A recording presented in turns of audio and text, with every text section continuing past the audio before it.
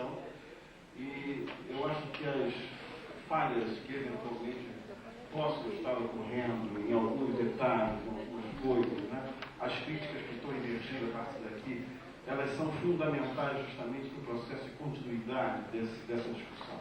Né? Quer dizer, sobre o trabalho, ela vem se ressentindo nos últimos 20 anos praticamente, de espaços, e eu acho que ocupar esse espaço é fundamental. Né? E eu tenho certeza que isso vai se ampliar, a tendência é essa, as discussões elas vão tender esse processo. Então eu quero parabenizar, inclusive, a universidade por esse encontro, dar um reforço a isso. Eu acho que isso foi uma coisa muito importante que tem que ser realmente reforçado e apoiado, né? E expandido. Né? Eu até proporia que a gente pensasse, se fosse possível, quem tivesse disposto a elaborar alguns textos produto desse encontro. Eu disporia já, porque eu tenho um texto aqui, que é parte do que eu vou apresentar. Esse texto que foi um pequeno resumo, eu fiquei juntando um monte de material de sociologia do trabalho, aí aquilo já estava me incomodando, então eu resolvi arrumar um pouquinho. Então eu chamei categoria trabalho na análise sociológica. Não tem absolutamente nenhuma pretensão de ser generalista ou sistematizador de todos os processos, mas são as minhas experiências, né, que eu venho acumulando no decorrer de 2 décadas de trabalho nessa área. Eu não vou trabalhar com todos esses itens que estão aí, eu vou destacar só alguns, porque não dá tempo, né? Isso aí levaria mais talvez de 1 hora de produção. Então, pode passar logo para a página 2, tá? Eu vou destacar só algumas partezinhas. Né? Então, nessa página 2, por exemplo, a gente tem ali uma frasezinha do Stephen Marlin, dizendo o seguinte: não foi a fábrica a vapor que nos deu o capitalismo, foi o capitalismo que nos deu a fábrica a vapor. Isso já destaca justamente o entendimento da tecnologia quanto ao processo social, principalmente o processo de contradição e luta de classe, não só na sua concepção, como na sua execução do processo. Na questão da formação do capitalismo, na transição, esse processo está muito claro e ele continua hoje na questão tecnológica. Mais à frente, eu dou um dos elementos que eu considero um dos eixos que esteve presente em todas essas discussões aí. Eu pego 3 autores sobre a questão do trabalho concreto e trabalho abstrato. O Vernant, ele tem uma frasezinha que diz o seguinte, Jean-Pierre Vernant: o trabalho abstrato, para que as diversas atividades de trabalho integrem-se umas às outras, é preciso que o homem, sob as formas particulares de cada tarefa, possa apreender sua própria atividade como trabalho em geral. Isto só é possível no quadro de uma economia plenamente mercantil. 2 consequências que emergem daí. Primeira, o trabalho assume a forma de uma troca generalizada. Segunda, esta confrontação universal transmuta os trabalhos humanos numa mesma atividade geral e abstrata. Eu vou ler os 3 autores, depois vou dar um exemplo simples. Eu vejo que tem muitos alunos aqui. Segundo exemplo, do Isaac Rubin, que é um economista político. O trabalho abstrato não é só um conceito social, mas também histórico. Um fenômeno social vinculado com uma determinada forma social de produção. A homogeneidade física do trabalho humano é uma pressuposição indispensável. Pressupomos um trabalho que está socialmente igualizado, sobre a base da economia mercantil, abstraído de suas propriedades concretas e impessoal.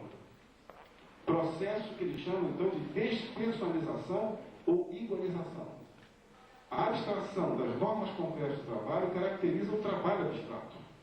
O trabalho dos produtores de mercadorias adquire uma propriedade social suplementar, na forma do que eles chamam, então, de trabalho geral, abstrato e social. A terceira definição de trabalho abstrato, que parte do Mesário: o segredo da expressão do valor, todos os tipos de trabalho são iguais e equivalentes. Não pode ser decifrado até que a noção de igualdade humana tenha adquirido prejuízo popular. Ou seja, se transforma uma pré-noção em toda a sociedade. Possível somente numa sociedade que a grande massa do produto de trabalho assume a forma de mercadorias. Todos os 3 autores chamam a atenção que a questão fundamental é que o trabalho passe de uma situação concreta para uma forma abstrata. O que isso significa? Muitos alunos aqui estão perguntando: que história é essa? Quando vocês terminam o curso, vocês têm uma gama de conhecimentos enormes, né? Que vai lá da sociologia, antropologia, política, economia, etc, etc. Quando você vai para uma empresa trabalhar, você entrega seu currículo. O chefe da empresa, não estou falando aqui de uma empresa particular, uma empresa, também uma empresa pública, né? Ele vai chegar para você e dizer assim, tá bom, você é muito bom, mas aqui dentro eu quero que de tudo isso você faça o seguinte. Isso é o trabalho abstrato. Ou seja, você vai ter que fazer um recorte em todo o seu conhecimento e adequar esse conhecimento àquela forma. Ou seja, você vai abstrair daquela concretude de conhecimentos que você tem e vai adequar-se àquilo que é necessário àquela empresa. Certo? Isso é uma operação que muitas vezes tem custo até psicológico, dependendo do grau, né, de violentação que você tem que fazer dos seus conhecimentos. Tá? Então, isso é a relação trabalho concreto abstrato. Todo trabalhador tem que fazer isso. Nesse sentido, não há diferença, por exemplo, entre um professor universitário e um catador de lata na rua.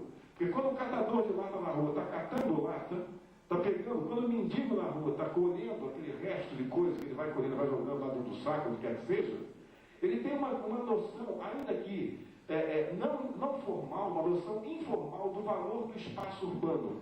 E ele organiza o seu esforço físico e mental na relação que ele estabelece entre o valor do espaço urbano e a necessidade de sobrevivência. Onde ele organiza, ainda que informalmente, uma relação de trabalho concreto e abstrato. Então a relação trabalho concreto e abstrato não é somente uma relação que bate no intelectual. Ela bate no operário e bate também no trabalho informal. Porque o próprio trabalho informal, daí a mercantilização que os três autores citam. O próprio trabalho informal contém também uma relação de trabalho concreto e trabalho abstrato. O indivíduo que vive na rua, então, catando coisas, como eu disse, ele tem, para ele, uma noção de valor do espaço urbano. E ele organiza a sua atividade física e mental em função dessa mercantilização que estabelece a ele, então, como que ele vai organizar isso. Ou seja, como é que ele vai abstrair todo o conhecimento que ele tem em função daquele valor. Daí o esforço físico específico e mental também específico. Se ficou clara essa relação entre vocês e o trabalho concreto abstrato, tá? Bom, depois, por isso que eu acho, inclusive, desculpa a expressão ser um pouco forte, bizantina discussão entre McDonald's e Botequim. Tá? Eu acho que todos os dois são uma relação de trabalho abstrato e trabalho concreto. Embora você tenha formas societárias distintas, não em função somente do valor societário descolado de formas de acumulação. Porque as formas de acumulação que se dão no McDonald's são diferentes das formas de acumulação que se dão no botequim. Daí as distintas formas de individualização que são exigidas nos dois ambientes sociais. Passando então para essa questão, vamos lá para a página 3. Depois eu volto a tudo isso, se vocês quiserem, eu tenho que correr um pouquinho, porque senão não dá para a gente ver tudo. Eu vou dar alguns exemplos na sociologia do trabalho, de trabalho abstrato e trabalho concreto. O Taylor, o Frank e a Lillian Gilbert, que é o casal 20 aí da Organização do Trabalho, e o Fayol. O Taylor, ele separa a concepção de execução para normatizar movimentos. Ou seja, o Taylor é o momento em que o capital consegue dar uma configuração formal à relação trabalho concreto abstrato dentro do âmbito da organização do trabalho. Ou seja, ele pega o trabalhador, parcelariza e cria o trabalhador ideal. Parênteses. Eu não vejo muita diferença entre esse método Taylor e o tipo ideal weberiano. Fecha parênteses. Tá? Então, na realidade, ele está pegando partes do trabalhador para construir o trabalhador ideal. Esse trabalhador geral, que é o trabalho concreto, para chegar ao trabalhador abstrato. O Frank e a Lillian Gilbert fazem a mesma coisa, só que eles usar de uma maneira, inclusive, inovadora, né? Fotografia. Eles fotografam todos os movimentos de cada trabalhador, de cada processo de trabalho, para eliminar justamente os movimentos supérfluos, para chegar justamente ao trabalhador ideal ou ao trabalho abstrato, que é a mesma coisa. E o Fayol, os aspectos humanos, ele evidencia a eficiência do trabalho e a eficácia dos recursos. Um pequeno detalhe. A diferença entre trabalho concreto e abstrato entre Taylor e Fayol não é somente porque o Fayol tinha mais sensibilidade humana, mas é porque a forma de acumulação do capital na Europa tem características distintas da forma de acumulação do capital nos Estados Unidos. A acumulação do capital dos Estados Unidos tem duas características fundamentais que inexistiam na Europa, que inclusive o Gramsci, quando vai trabalhar, ele trabalha isso como pano de fundo da diferenciação da questão do Taylorismo e do Fordismo na Itália. Primeiro, a acumulação do capital nos Estados Unidos, ela tem uma questão técnica importante, que não pode ser esquecida, que é o grau de convertibilidade dos produtos. Ou seja, cada produto dos Estados Unidos não era específico para uma só coisa. Ele era utilizado em diversos tipos de máquinas, diversos tipos de produtos. Então, um exemplo simples é o seguinte: o mosquetão nos Estados Unidos que era produzido lá, havia uma peça do mosquetão que era utilizada ao mesmo tempo na máquina de costura. Isso dava um grau de elasticidade, uma certa margem de manobra ao capital no processo de acumulação, porque ele conseguia então alterar a sua linha de produção em função do consumo. Tá? Isso por um lado, a nível da linha de produção. Externamente, fora da fábrica, há a questão da reprodutibilidade da força de trabalho, que era atingida através da questão da migração. Você tem as ondas de migração nos Estados Unidos, que geravam então a possibilidade de acumulação, contar com o processo de migração. Né? E a gente não pode esquecer que, associado a esse processo, a fronteira americana que estava sendo ocupada, que era uma reserva, que é uma das grandes diferenciações da história americana e da história da Europa. A Europa não tinha mais fronteira expandida, ela inclusive jogava imigrantes nos Estados Unidos. Os Estados Unidos tinha essa reserva de fronteira, que é uma reserva não só da acumulação de capital do leste, como da acumulação política no oeste, ou seja, no sentido daquela política mais conservadora do interior dos Estados Unidos. Então, aí que a gente vai entender por que o Fael é mais humano, entre aspas, e o Taylor é mais hard, né? Ele não está tão preocupado com isso. Porque para o Taylor não havia nenhum problema político a ser tratado com a classe trabalhadora. Era simplesmente pegar ela e empurrar para o oeste. Na Europa, o Fael podia fazer isso, então ele tinha que humanizar as suas relações. Aí ele falar um pouquinho aspectos humanos. Isso distingue. Por que eu estou chamando a atenção disso? Porque o pano de fundo da minha exposição é um pano de fundo ontogenético. Né? Ou seja, o marxismo se caracteriza pela análise dos aspectos novos e velhos que tem uma relação a um determinado processo histórico. Ou seja, o que realmente mudou e o que é novo com cara de velho e velho com cara de novo. Ou seja, essa é a análise ontológica genética. Né? Eu estou seguindo aqui a receita gramsciana, né? Que nada mais é do que uma adequação na economia política do que na política do que o Marx fez na economia. Tá? Bom, então eu tenho aí uma frasezinha do Terry Anderson, né? Que ajuda a gente a chamar a atenção para não confundir, né? E achar que é o rabo que abana o cachorro. Né? Que é o seguinte: o modo de produção se caracteriza pela dominância, onde outras formas de relações são secundárias e dependentes. O estado feudal do absolutismo, sobredeterminado pelo crescimento do capitalismo no seio de formações sociais compósitas. Essas formações não eram uma combinação de diferentes modos de produção sob o domínio em declínio de um deles, feudalismo. As capitalizações, entre aspas, o Anderson, Terry Anderson coloca entre aspas capitalizações, as capitalizações híbridas, a centralização econômica, o protecionismo e a expansão ultramarina engrandeceram o Estado feudal, embora beneficiassem a burguesia incipiente. Eu estou abrindo esse parênteses aqui justamente para a gente não confundir essa autonomização que possa ser dada a determinadas formas de surgimento embrionárias de capitalismo e de chamar toda a estrutura como se fosse isso, porque na realidade, quando se analisa historicamente o processo de surgimento do capitalismo, tem que se analisar o processo de crise do feudalismo. Isso é fundamental. Bom, eu vou falar rapidamente sobre 3 abordagens clássicas de trabalho, talvez para render uma homenagem aqui a 3 autores que a gente pode concordar ou não discordar, mas tem que conhecer porque eles são inclusive utilizados, ainda que não citados. Um deles, George Friedman, ele coloca como, eu vou deixar essa partezinha, ele faz a crítica ao parcelamento e ao tecnicismo taylorista. Ele combate a monotonia quase sempre, ele diz que o combate à monotonia quase sempre esconde os interesses da empresa. Né? Então o Friedman, quando faz a crítica a essas coisas, monotonia, ele chama a atenção ao seguinte: quando o empresário está muito preocupado com monotonia, porque está interessado nas questões de acumulação de capital. Essa é a questão. O Friedman já mostra isso. Os compromissos, por exemplo, contidos em experiências e pesquisas, levados a efeitos por empresas. Por exemplo, o marco de todo esse processo, né, que deu origem, inclusive, à necessidade de se pensar em termos interdisciplinares, a questão do sociologia do trabalho, é a famosa experiência de autónomo. Né? Depois, se vocês quiserem, eu explico o que seria isso aí. Mas ela é um marco, e eu acho interessante a gente revisitar a experiência de autónomo, porque tem muita coisa, até que o meu colega estava se colocando aqui, que remete à experiência de autónomo. As linhas gerais lembram muito, né? O capitalismo é aquela história, daí o ontogenético. Ele pega coisa nova e envelhece, pega coisa velha e diz que é novo. Seria interessante rever um pouquinho. Um outro autor, o Pierre Naville, que eu acho interessante, né, com uma postura marxista, que ele diz, ele faz ele descobre nos anos 60, né, a nova configuração que vai surgir com a questão da automação. Ele já aponta nos anos 60, de uma maneira pioneira, muito interessante, o que vai ocorrer a partir daí com a introdução da automação. Ele diz o seguinte: a automação permite discernir uma condição técnica, mas essas não trazem consigo as condições sociais.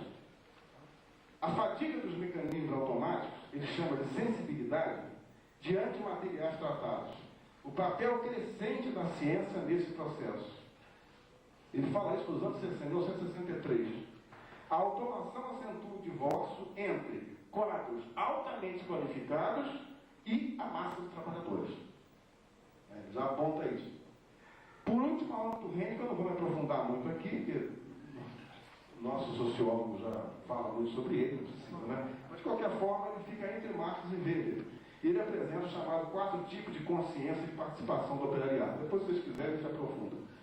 Por favor, para passar aí para a página 4. Eu vou só discorrer rapidamente sobre alguns aspectos sobre trabalho e pós-modernidade, que foram algumas coisas que foram pontuadas aqui, e eu vou tentar fazer uma pequena síntese e indicar algumas questões. Primeiro, ponto 4a, é o primórdio da pós-modernidade, ou seja, o que seria essa sociedade pós-industrial? Da sociedade pós-industrial, o fim das ideologias, a crise do Estado regulacionista planejador, ou seja, o fim das classes sociais no Estado pós-moderno. Ou seja, você tem uma passagem dos anos 60 até os anos 80, início dos anos 80 e 90, onde o fim das ideologias, que é a proposta do Daniel Bell, né, vai acabar sendo apresentado uma série de fins aí. Tem até o fim da ciência. Houve uma época que se falou em fim da ciência. A ciência não é mais necessária, acabou então. Então acabaram com tudo que ameaçava acabar. Então, fim da ciência. E, então, esse fim das classes sociais é do chamado Estado pós-moderno. Do paradigma disciplinar, quer dizer, o paradigma disciplinar é aquele que vem desde o século XVIII, a disciplinarização da força de trabalho, ao chamado paradigma do controle da força de trabalho. Muda-se essas questões. Daí as questões aí da caixinha de sugestões estarem se alterando. Né? O paradigma da caixinha está mudando também. Então, a soberania moderna é a criação de uma... Na soberania moderna você tem, a criação e manutenção de fronteiras fixas entre territórios e fronteiras sociais. O exemplo mais simples, acho que eu até citei ontem aqui, o Dave Harvey. Você pode escolher qualquer carro desde que seja preto. Né? Ou seja, não há a flexibilização da produção, a produção de massa. A soberania e localismo e trabalho na pós-modernidade. A concepção de estrutura social, a soberania pós-moderna, postulam mobilidade social com uma convergência de classes. Né? Como uma convergência, quer dizer, todas as classes, quer dizer, o sujeito está instável, né? É igual para todos, isso é uma convergência. Desaparece então a diferença, porque a estabilidade atinge desde o executivo até o operário. Isso cria uma convergência de classes. A eliminação do chamado conflito de classes. O Bezares então chama a atenção do seguinte: termos como burguesia, proletariado, né? São termos emotivos dentro desse processo. Então, se você fala em burguesia, proletariado, né? Não, isso é coisa superada, isso é emotivo. Né? E os projetos científicos, desse tipo de pesquisa científica, são sobre aburguesamento do proletariado. Ou seja, justamente a tentativa de esvaziamento e anulação, empastelhamento do processo. Até podemos estar citando aí. Bom, as estratégias, né, que a gente podia apontar assim, da resistência do chamado sujeito pós-moderno.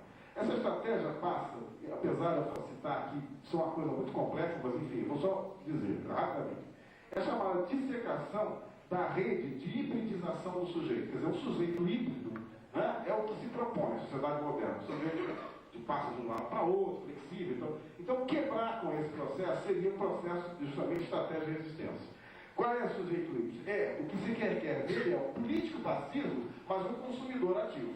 Então ele tem que ser passivamente calado, mas um consumidor perfeitamente ativo. Ainda que essas duas coisas possam provocar aquilo que a gente vai ver mais à frente, que o Gramsci chama de conflito íntimo. Bom, um outro ponto, vamos passar por cima de alguns para dar mais rápido. A fluidez no trabalho e a fluidez na produção.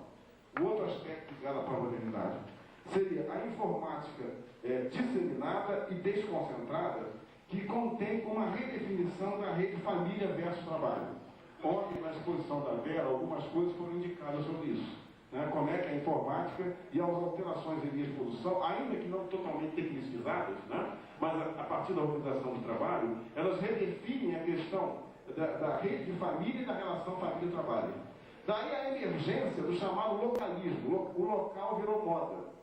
Esses autores que hoje enfatizam a individualidade, o localismo, etc., eles têm uma base socioeconômica na reprodução da sociedade, que é justamente a reprodução da acumulação capitalista, que tem essa característica.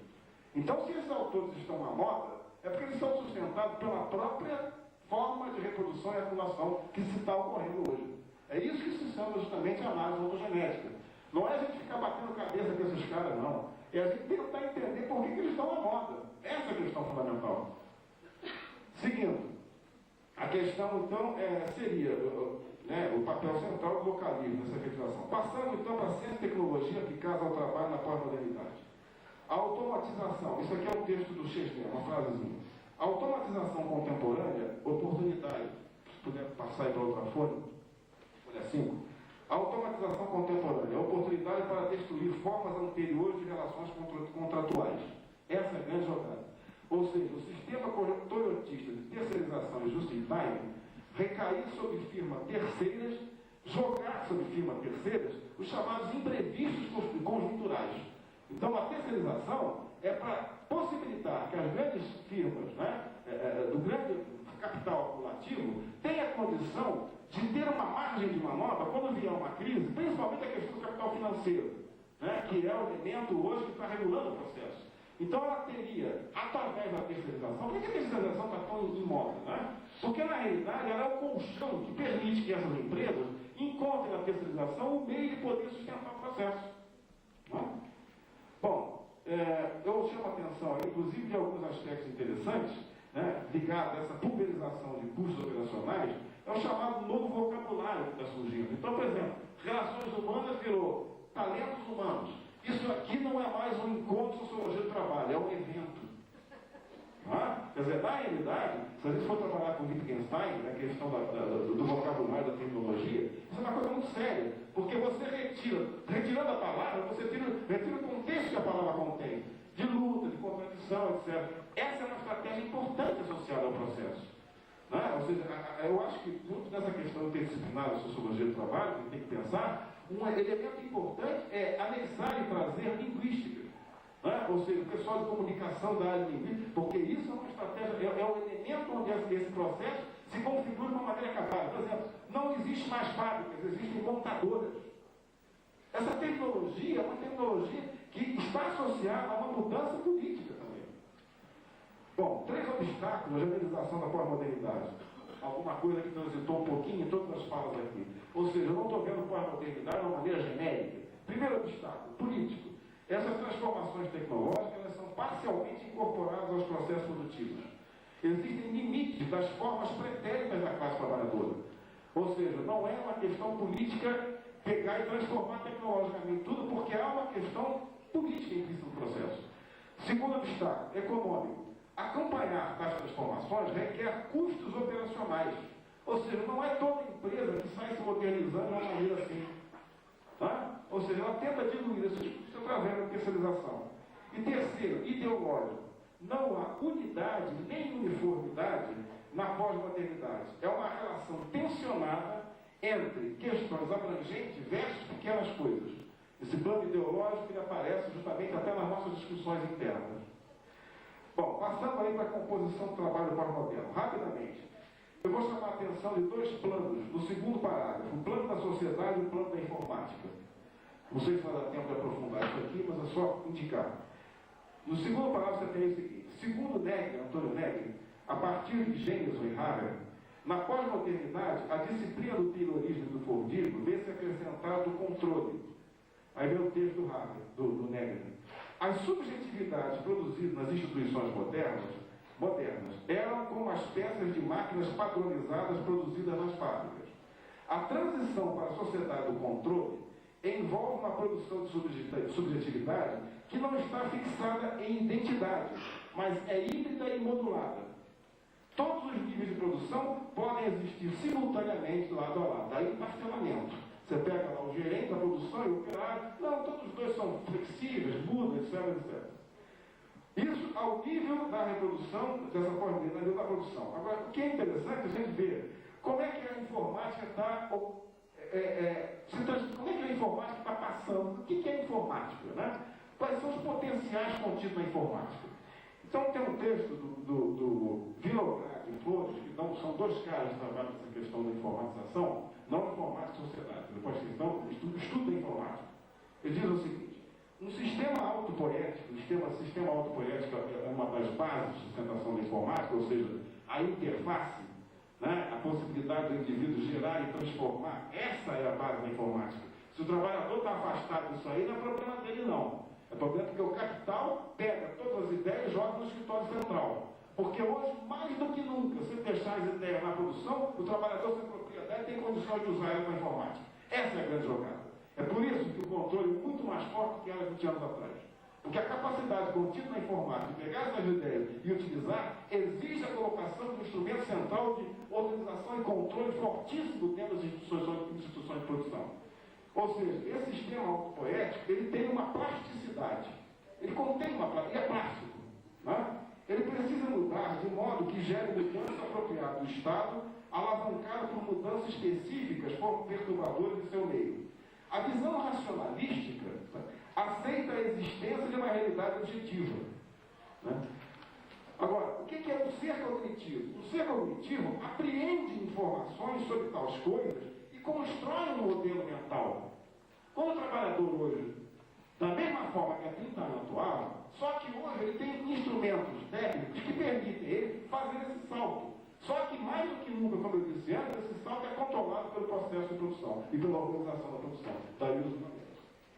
A ampliação de subjetividades, novas virtualidades, abriram um caminho para o controle de processos de metamorfoses maquinais.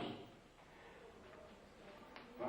Ou seja, é o terreno central da luta política, na qual se insere o trabalho na pós-modernidade. Ou seja, o processo de controle de metamorfoses maquinais. Essas metamorfoses não é à toa que elas são controladas só pelo processo central. E os caras não deixam, não é a caixa de sugestão hoje, não é uma caixa de sugestão aberta, é mais fechada do que nunca. Porque a possibilidade, a potencialidade contida nesse processo informático, do trabalhador gerar esse processo é muito grande.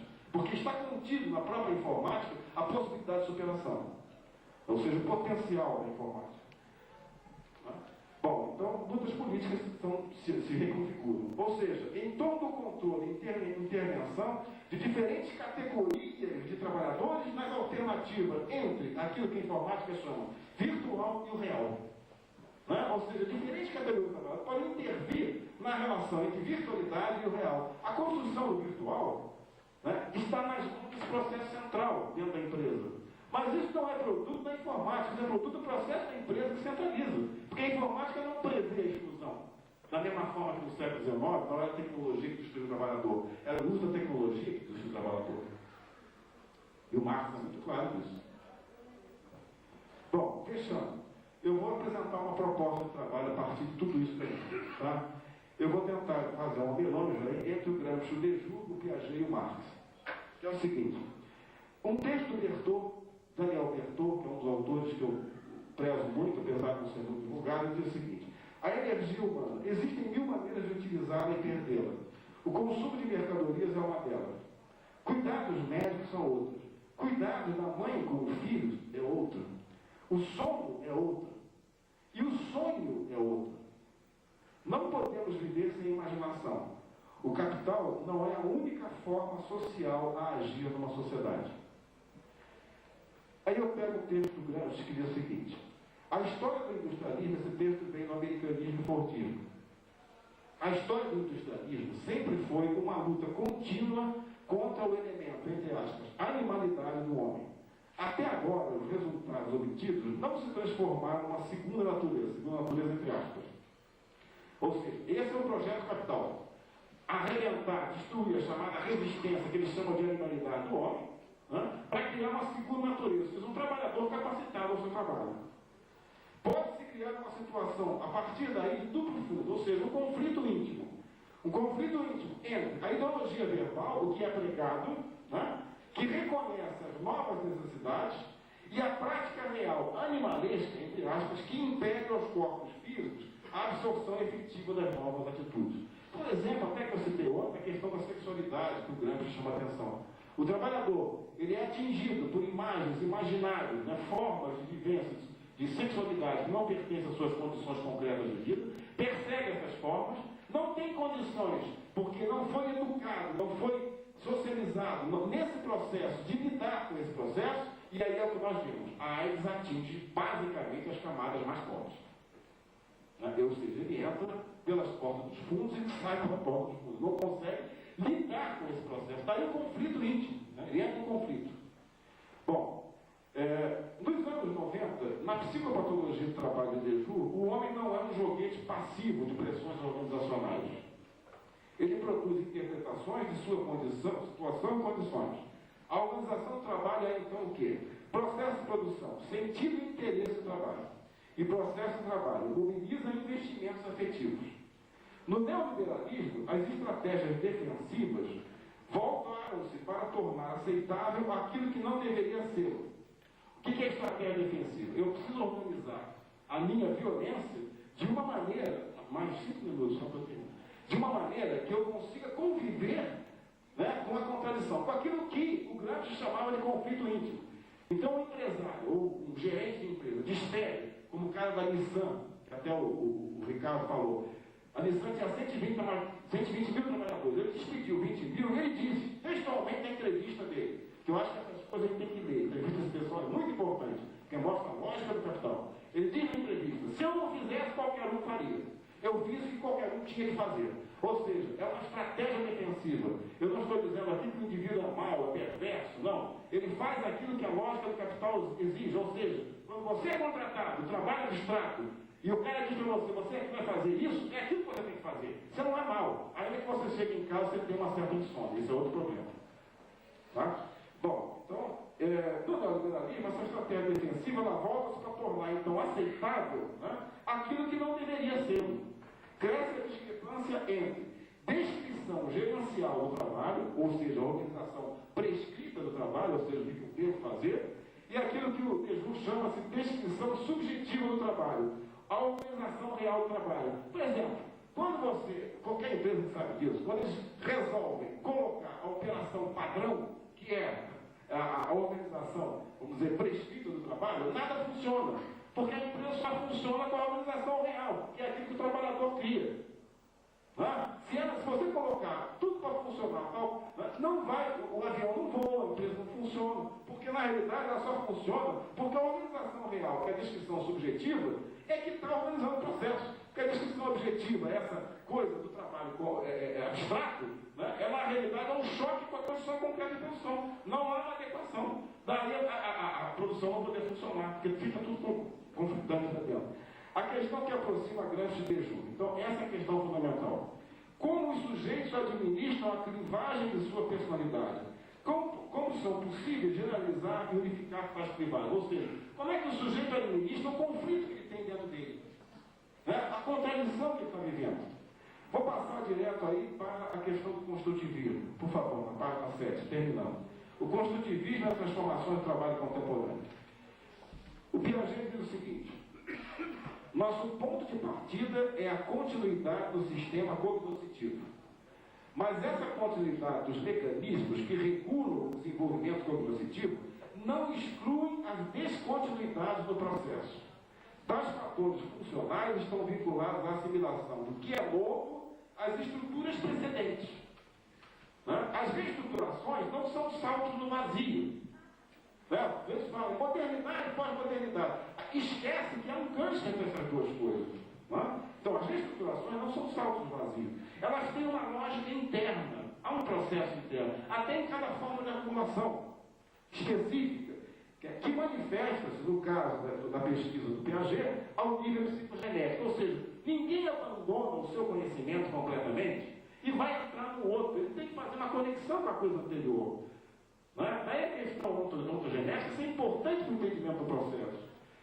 Então, por exemplo, ele fala, mais à frente, voltando aí, só para fechar, trabalho abstrato, seus efeitos na reprodução material e imaterial da força de trabalho. O modelo do computador explica um lado do trabalho comunicacional e imaterial envolvido na produção do serviço. A outra face do trabalho material é o trabalho afetivo, do contato e interação humanos.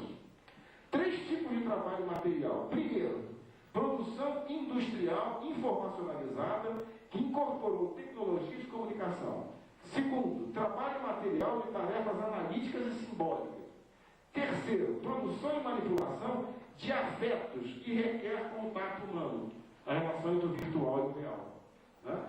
A produtividade hoje em dia é uma interatividade cooperativa mediante redes linguísticas de comunicação e afetiva. Daí a questão da apropriação da subjetividade. O objetivo é, então, segundo Pierre Levy, atuar na linguagem simbólica onde transitam mensagens, lembranças, hábitos e afetos que formarão o que Pierre Levy chama de outros alimentos. Uma outra forma de articular esse processo. Aí se chama de apropriação da subjetividade. Fechando, né? Eu procurei justamente não descuidar da sintática, da semântica e principalmente da pragmática, ou seja, a relação entre as ideias e as coisas está dentro de um campo histórico específico. Daí a questão ontogenética, que é o campo da pragmática. A tendência objetiva inerente à natureza do capital, um texto mesado para fechar, sua transformação em sistema global acoplado à concentração e articulação tecnológica e científica maiores, debilita e transforma em anacronismo a subordinação social, estrutural e funcional do trabalho ao capital. A velha mística da elite intelectual já desapareceu. Em todos os campos. Não é só na fábrica, não. O médico, o advogado, o professor. Se for muito chato, o aluno vai para a internet, vai para a biblioteca, vai ter meios comunicacionais para repor o professor, ainda que não fisicamente. Né? Ao lado do desemprego intelectual crescente, torna-se cada vez mais difícil manter a subordinação da maioria, da grande maioria dos intelectuais, à autoridade do capital. Isso é um ponto interessante, destacado pelo Mesaros. Ou seja, a própria estrutura do processo de transformação abre espaço para eu ter uma autonomia. Eu, pelo menos, acho isso ótimo. Eu sou muito autônomo, não sou vinculado a grupo nenhum, tenho minha autonomia, edito meu livrinho, meus trabalhos e preservo muito isso. Adoro a informática, essa estrutura tecnológica, nesse sentido, que ela me permite, e não é à toa que dentro da fábrica há esse controle, porque essa autonomia não interessa à fábrica, é esse trabalho abstrato. Né? Para fechar, entretanto, ele está subordinação o trabalhador, enquanto consumidor, ocupa uma posição de importância. Entretanto, ele está completamente excluído do controle, tanto da produção quanto da distribuição. A crise de hegemonia, ou a crise do Estado em todas as esferas, citado pelo Mesado Gramsci, se tornou um fenômeno verdadeiramente internacional. Nesse sentido, realmente, eu acredito que a gente está rumando para uma grande transformação. Porque essas características, elas são gerais, né? Inclusive nas suas diferenças internas. Naquilo que eu estava falando há pouco. Por isso que eu acho que a análise ontogenética, no sentido de a gente trabalhar com as continuidades, ver o que é novo, o que é velho, e ver o que é velho, que é novo, né, que é escondido, né, essas coisas esclarecem a especificidade de cada caso, apesar justamente de a gente ter aspectos gerais dentro desse processo. Muito obrigado, desculpe se eu passei um pouquinho do tempo.